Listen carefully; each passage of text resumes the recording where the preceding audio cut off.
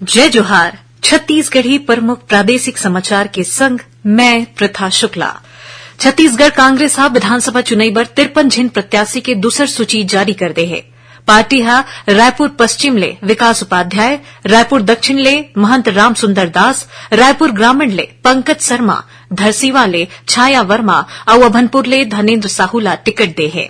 कांग्रेस हा अभू तक 83 सीट में अपन उम्मीदवार मन के घोषणा कर चुके है।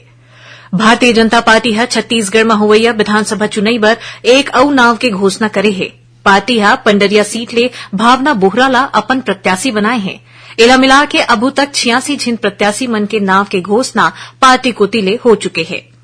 भाजपा के वरिष्ठ नेता और केंद्रीय गृहमंत्री अमित शाह काली छत्तीसगढ़ के जगदलपुर और कोंडा गांव में पार्टी डहार ले आयोजित आम सभा ला संबोधित करैया है। संगे संग ओमन हा ए दोनों जगह के प्रत्याशी मन के नामांकन रैली में घलोक शामिल होही।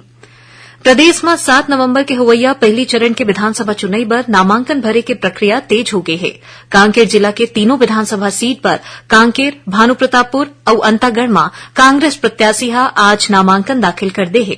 वहीं राजनांदगांव में कांग्रेस प्रत्याशी गिरीश देवांगन हा आज मुख्यमंत्री भूपेश बघेल के संग अपन दूसर नामांकन पत्र ला दाखिल करे।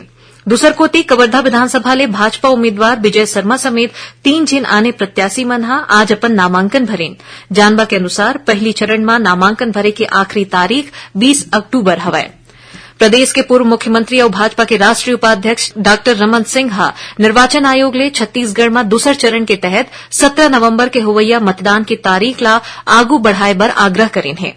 छत्तीसगढ़ में गोंडवाना गणतंत्र पार्टी हा अपन प्रत्याशी के पहली सूची जारी कर दे है। इस सूची में 19 झिन के नाव शामिल है। तय रहीस अभू तक के प्रमुख प्रादेशिक समाचार। जय जोहार।